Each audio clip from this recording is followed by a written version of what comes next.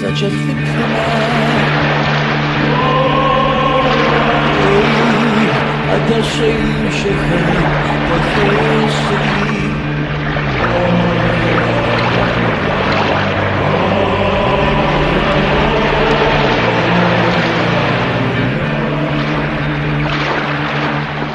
История знает немало драматических моментов. Порой исчезали с лица земли целые цивилизации, уходили в небытие этносы, оставляя потомкам лишь смутные представления о существовавшем некогда народе. По счастью, такая судьба не коснулась черкесов. Несмотря на последствия русско-кавказской войны, черкесская диаспора насчитывает более 7 миллионов человек, проживающих в 50 странах мира. Они смогли сохранить идентичность, остались верны своим традициям, обычаям и по сей день считают землю предков своей исторической родиной.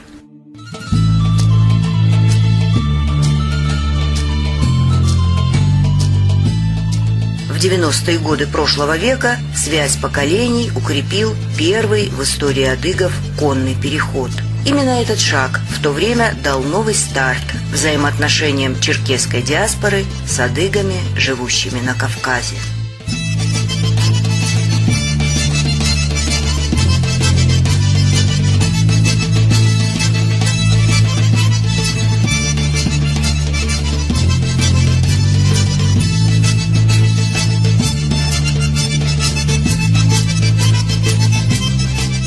Мухарби Кунижев, мастер спорта СССР по конному спорту, заслуженный тренер РСФСР, заслуженный работник физкультуры и спорта Российской Федерации и Кабардино-Балкарии, многократный чемпион страны, воспитавший и подготовивший чемпионов Олимпийских игр, Европы, СССР и Республики по конному спорту, в 90-е годы занимал должность директора Нальчикского ипподрома. Именно он подбирал лошадей кабардинской породы для дальнего перехода. Сегодня Мухарби Кунижев вспоминает. В 1994 году Руслан Борисович, будущий министром культуры, звонит мне и говорит: Мухарби, говорит, я к тебе сейчас приеду, есть идея. Ну, в чем заключалась его идея, я не знал, конечно. Всегда мы с ним... Он был незаменим... президентом Федерации конного спорта республики. Мы все вопросы вместе решали, связанные с коневодством, конным спортом, кое другие вопросы. И этот важный вопрос у него возник.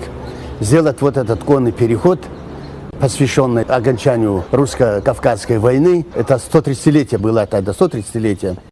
И когда он приехал, начал, не опозоримся, мы сможем, говорит, подобрать и всадников, и лошадей, проехать такую, дистанцию.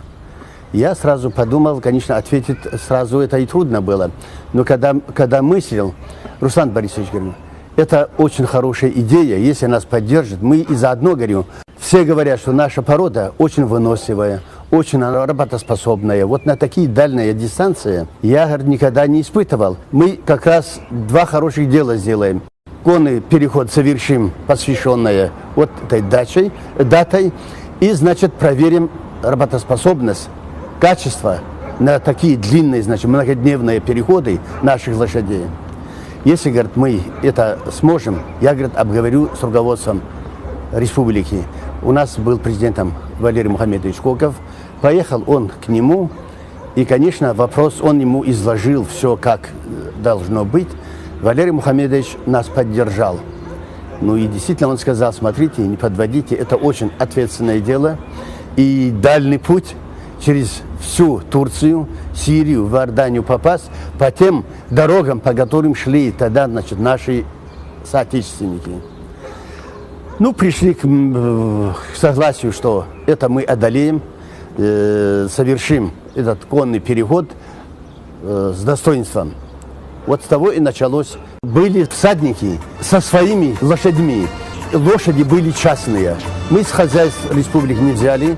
И взяли более достойные всадники, которые, как говорится, умеют хорошо ездить, чтобы они были и солидными, и умели хорошо владеть лошадьми, и хороших, породных, типичных кабардинских лошадей. Нам удалось собрать 25 голов и 25 всадников. И этих лошадей мы собрали до начала конного перехода. Были сделаны ветеринарные обследования, и мы проверили всех участников, и документы, и тому подобное, когда мы убедились, что и лошади, и всадники, они достойные, с ними можно начать конный переход.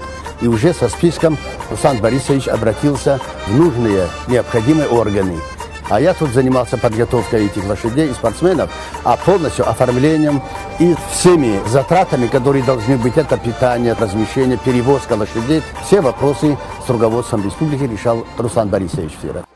Нас провожали родственники, любители коневодства, конного спорта нашей республики, комсомол главного трибуны ипподрома. Здесь был сбор большой, и с танцами, с песнями нас отсюда проводили. Прямо мы загрузили лошадей здесь, и поехали мы сначала в Сочи. В Сочи мы перегрузили лошадей в паром, и на пароме мы переправили лошадей через Черное море, город Самсун. И в Самсунге начался наш основной конный переход. Мы как раз переплыли Черное море, там, где как раз переплывали тогда наши соотечественники. Мы сначала изучили Турции, и здесь, где сосредоточены наши соотечественники в основном, по каким дорогам, по каким районам, по каким городам они определились, составили карту, и по этой карте мы ехали и по Турции, и по Сирии, до самого Иордании, до Омана.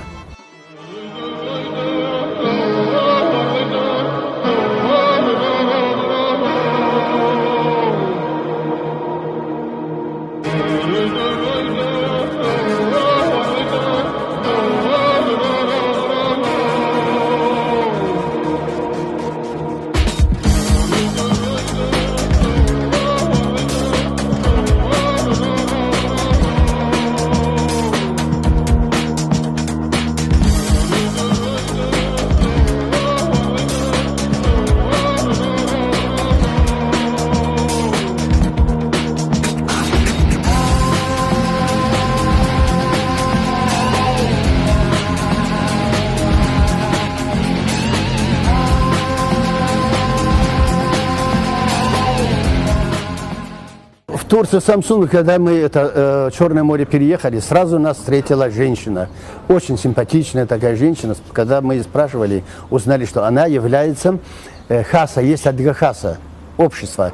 Она руководитель вот этого общества.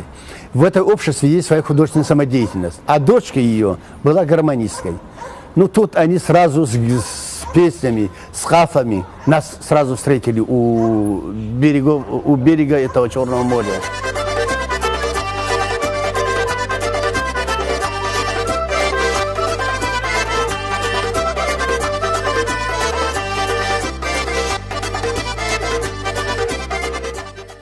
Когда мы приехали за Самсунг, вот эта женщина говорит: ваши родственники знали, что вы едете, Кунижев?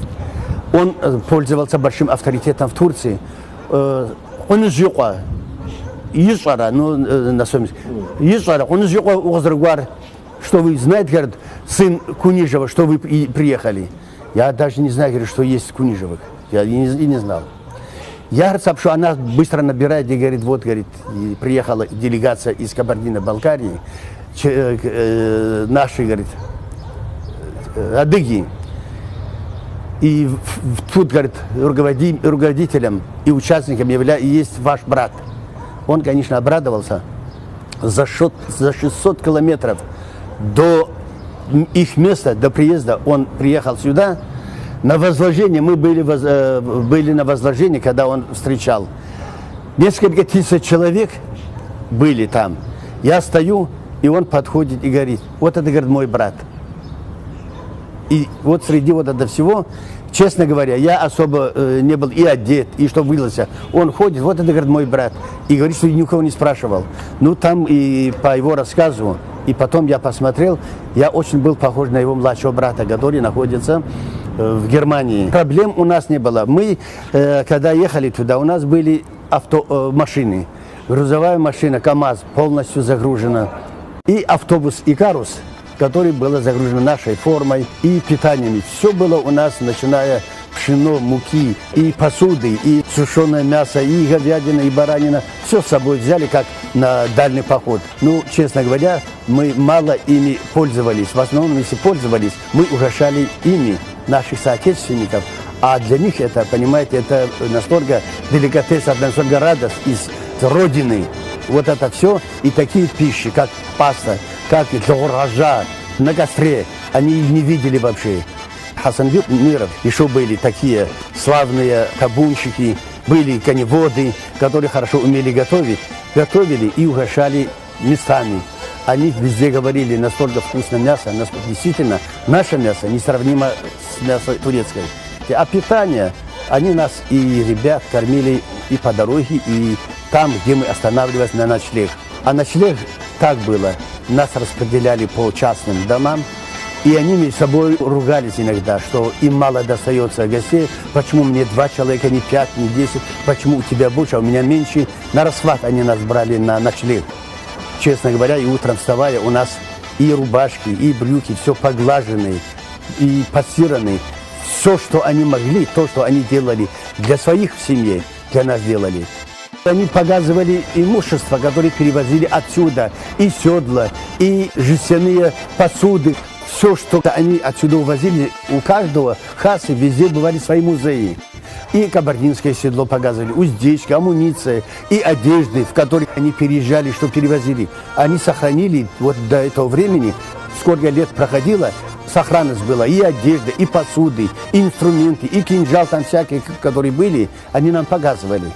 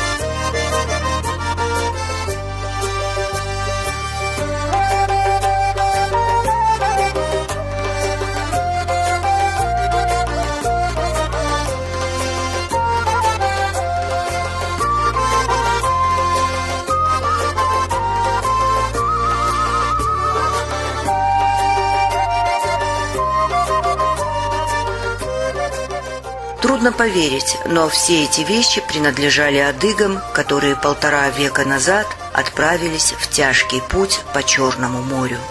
Подлинные предметы, с великой любовью и трепетом хранящиеся в черкесских диаспорах, сопровождали некогда быт предков.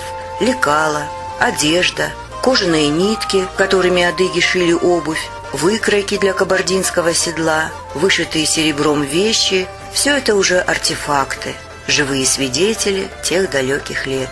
В каждой диаспоре есть свои реликвии.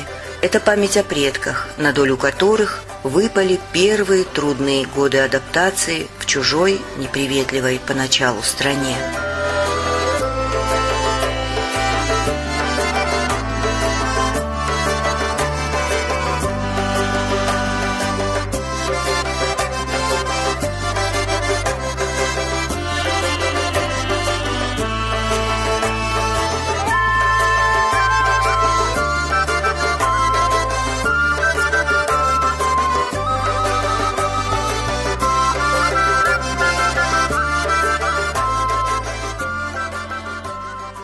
Даже мы ежедневно проезжали по 80, по 100, иногда бывало 120 километров в сутки.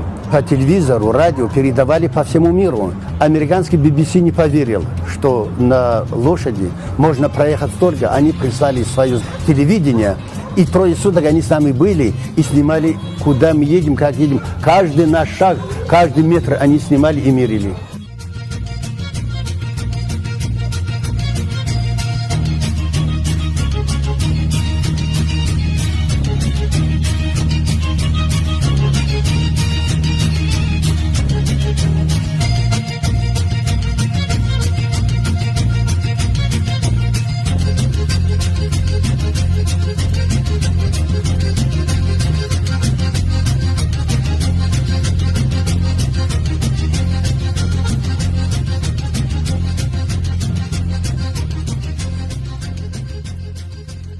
Самое у нас большое время отняло Турция. Турция огромное государство.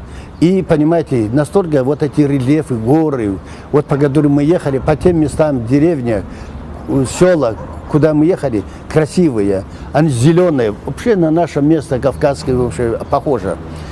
И зелени много. А там селение, мы говорим, у нас селение почти как город по сравнению с селениями. Там 10-15 домов считается селение. Те роды, допустим, из Авшегера или из Шалушки, из Чегема, из Малогабарды, Чедахсаней, переехавшие люди, которые там живут, они вот это место называли именем села, от которого они уехали. В нашей карте и написано и по-турецки что, и что по-адыгски, где они живут. И мы потом говорим, почему так? Мы говорим, вот она оттуда, я из Личингая, там из Дахтамышей, Дугудлябуи, там Анзурей. Вот все вот эти седла, они как раз обосновали.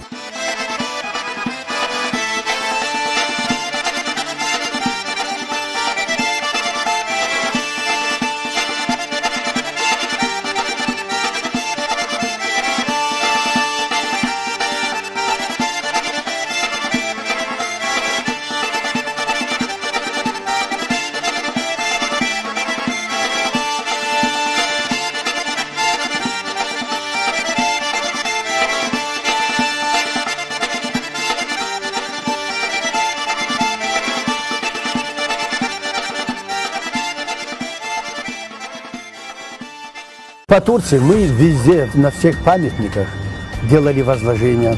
И были мы в больших городах, в больших районных центрах. Возложение было у нас постоянно цветов.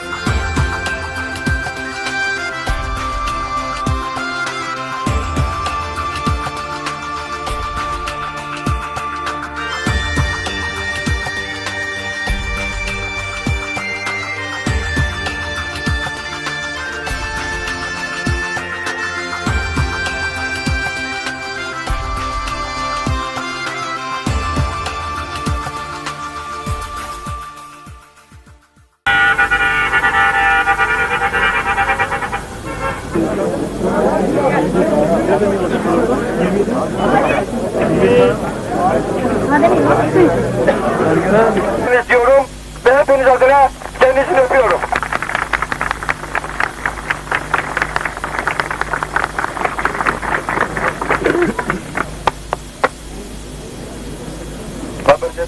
Нашему подачу, а вы я по президент, по Валерова подачу, но когда я хотел бы захаться кассом, 500 kubel, selam vapa, dofa.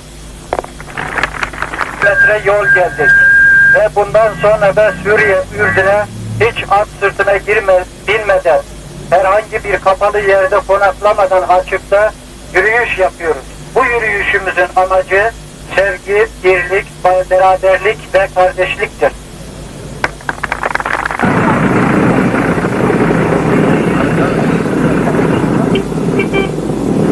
Varakçam artık hesaptır, varakçam!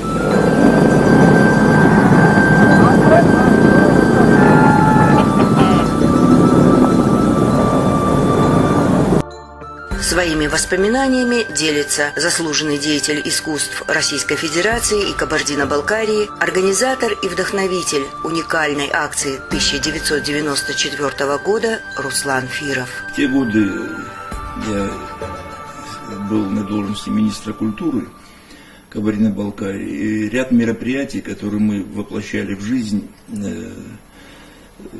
согласно нашего плана, значит, касательно Дня памяти адыгов.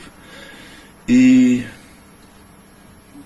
параллельно я был президентом Федерации конного спорта. Ну и возникло, не знаю откуда, как, возникло, может быть, материал, который, значит, изучался, может быть, то, что я занимался конным спортом, не сам, но возглавлял федерацию. В общем, привела меня к мысли, что возможен такой переход. Возможен такой переход, который бы объединил несколько стран, и мы бы показали и возможности нашей лошади, кабардинской породы, мы показали бы возможности наших людей, и заодно продемонстрировали, что в нас еще жива память о тех трагических страницах нашей истории. Я с этой просьбой обратился к Валерию Мухамедовичу Кокову, тогдашнему президенту Кабардино-Балкарской республики. Он задал много вопросов, ну и одним из вопросов был, можно ли найти такую команду, выдержим ли и все по всей дистанции, не будет ли у нас каких-то казусов.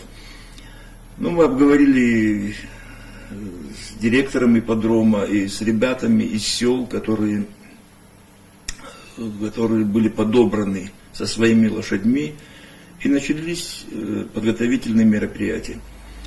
Ну и когда все было завершено, мы отправились в Сочи, оттуда паромом, погрузив на турецкие фуры, договорившись за определенную плату. Да, я забыл сказать, что все расходы по этой экспедиции осуществляла республика. Мы заготовили много припасов и, заплатив этим турецким водителям за фуры, погрузили туда наших лошадей, поставили на паром, потому что просто на паром лошадь ставить нельзя было, и переправились на другую сторону.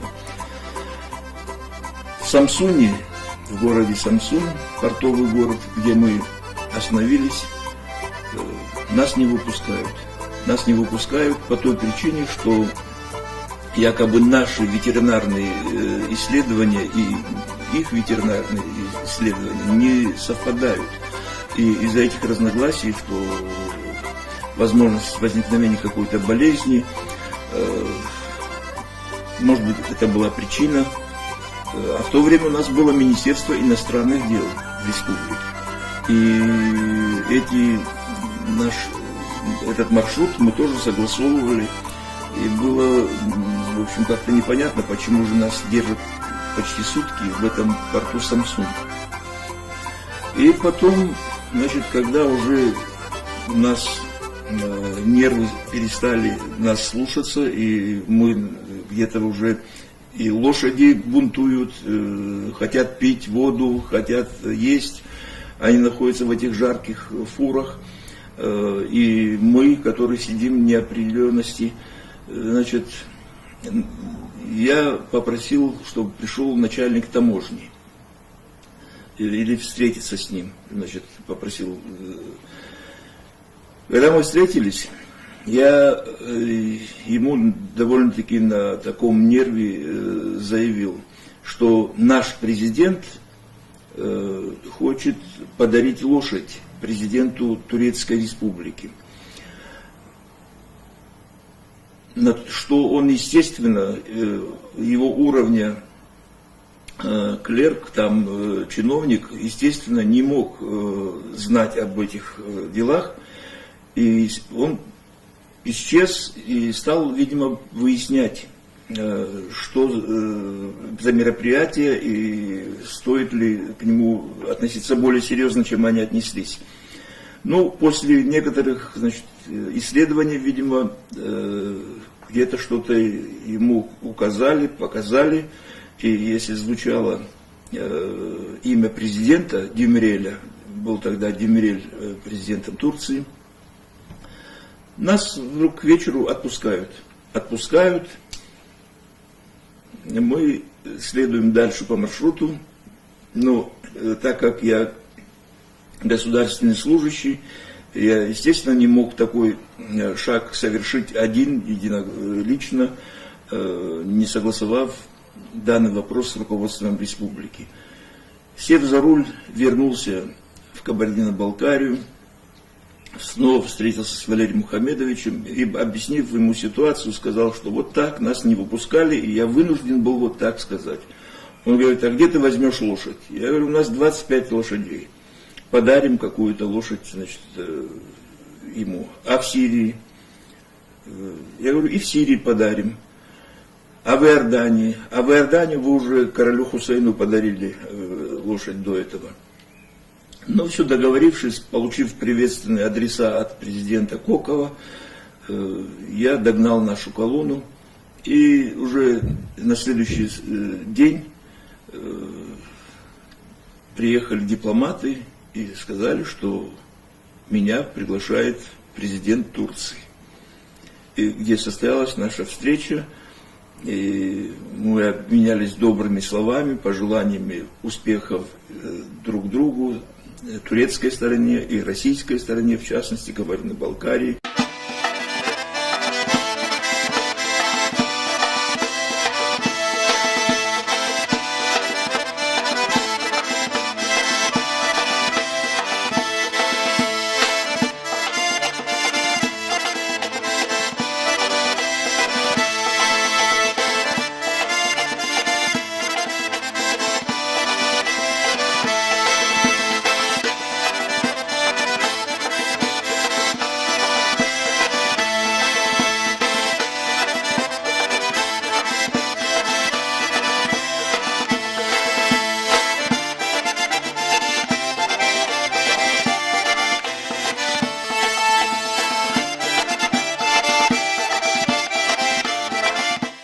Так, благодаря вот этому недоразумению, значит, у нас наш визит перерос на более высокий уровень руководства страны турецкой.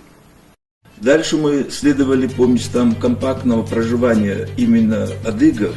Именно в те села заходили мы, где помнили язык, помнили свое родство.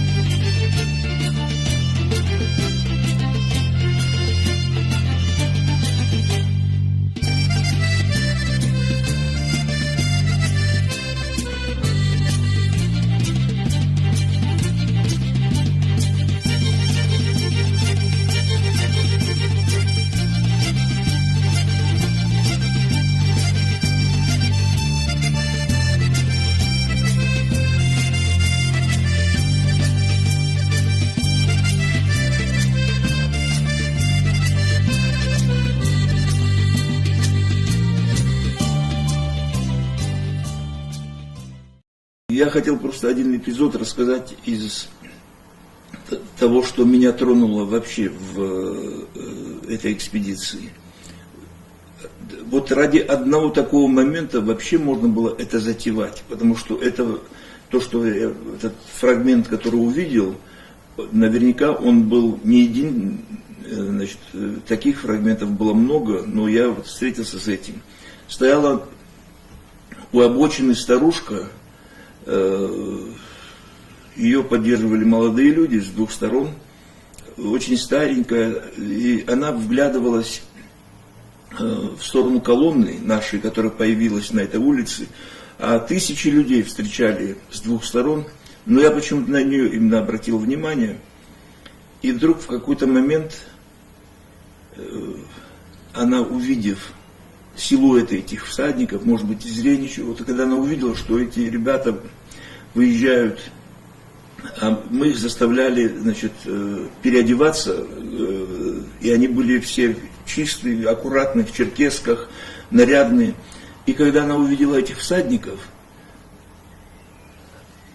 у нее потекли слезы, и она стала бить себя по коленям. Знаете, вот как и бывает, когда вспоминается какое-то горе или какой-то наплыв из глубокой памяти. Здесь все, кто видел ее и видел эту ситуацию, невозможно было без слез наблюдать эту картину. Было много интересных памятных встреч. Мы встречались и с руководством вот этих, мы называем ХАСа, значит, диаспора, где определенно занимается именно делами своей диаспоры. Ну а дальше была Сирия. Мы держали с адыгским флагом, еще флаг абхазский, с нами был один абхазец, и держали флаг той страны, по территории которой мы проходили.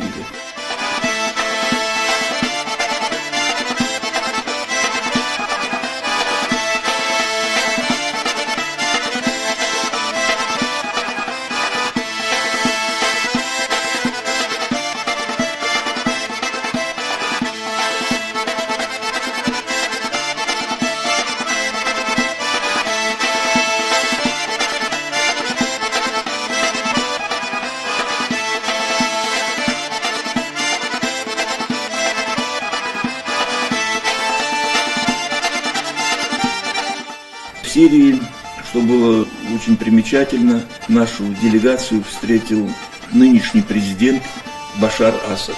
Хафиз Асад был тогда президентом Сирии. Его старший брат погиб в автомобильной катастрофе, а младший брат, сын Хафиза Асада, теперешний президент, встретил нас на границе Турции и Сирии. И вместе с ним мы направились к могиле старшего брата. Он был тоже президент Федерации конного спорта Сирии. А как-то в моем послужном списке министр культуры и президент Федерации конного спорта. Вот так звучало параллельно. Поэтому мы посетили могилу, все наши всадники спешились, и параллельно их всадники сирийские из этого клуба конноспортивного и наши в траурном молчании обошли, выражая свое почтение памяти этого безвременно ушедшего парня.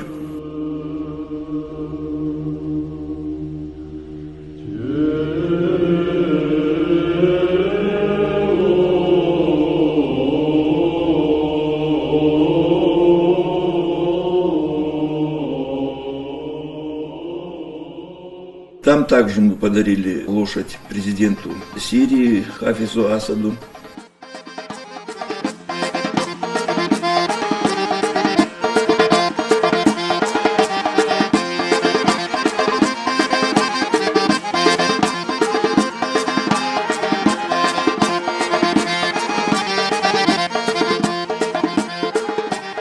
Если Турецкая республика по ландшафту и климатическим своим условиям напоминала Кабардино-Балкарию, то, конечно же, Сирия оставляла совсем другое впечатление. Это пустынные, полупустынные местности, живущие там наши соотечественники, в более неприспособленных условиях к нашим условиям проживали.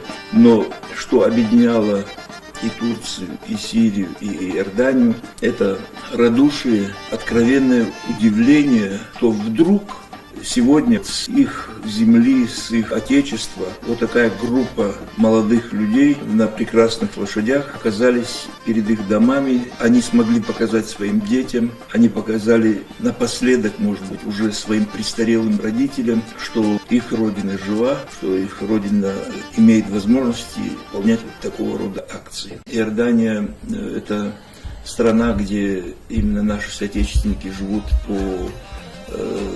лучше, чем, наверное, в других странах. Они приближенные короля и очень солидный, красивый прием нам оказали и в Иордании тоже. И должен сказать, что после этого похода нашего эту инициативу поддержал принц Али, сын короля Хусейна, и они отправились вот в обратный путь, ну это через год, в обратный путь, значит, посетили также Кабардино-Балкарию. Мы даже, знаете, ради там лошади арабской породы, и вот на каких-то участках мы устраивали соревнования между этими лошадьми. Ахмед Пешхов Гезухат. Машаллах. Он машаллах.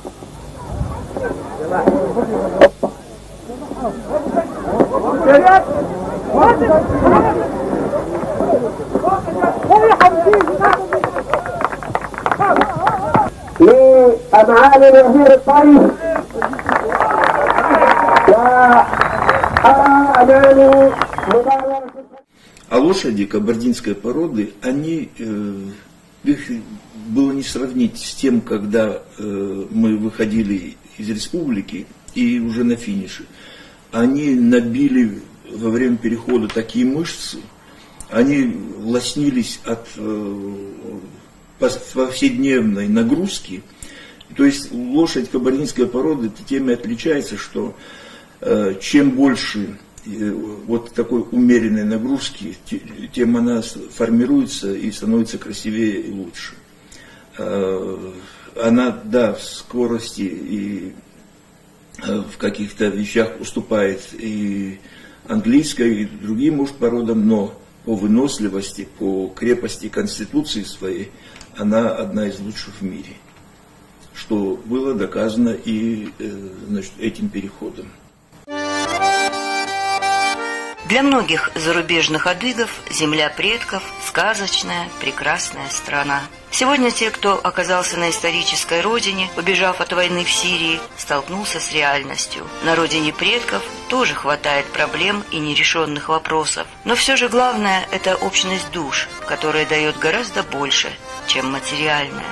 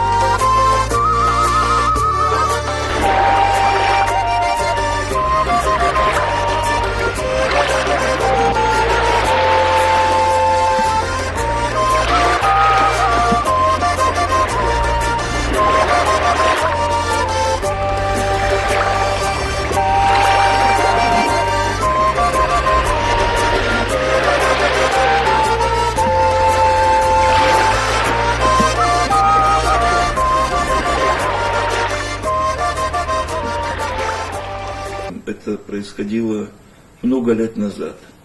Это 94 год. Это были одни из первых шагов, таких крупных, по сближению единого некогда народа. Но даже если сегодня бросить какой-то клич и открыть все ворота, вернитесь назад, многие не захотят вернуться, потому что жизнь берет свое. Люди приспособились жить именно в тех местах, где они сейчас живут. У них родственные связи, у них быт свой обустроенный уже. А потому, даже если не очень хорошо живет, все равно у него какие-то предки их находятся на этой земле, где они сейчас живут. И поэтому сегодня существует и то, что мы об этом говорим сегодня и вспоминаем, только ради того, чтобы у нас существовала еще духовная связь, и потребность в этом пока, слава Богу, еще есть.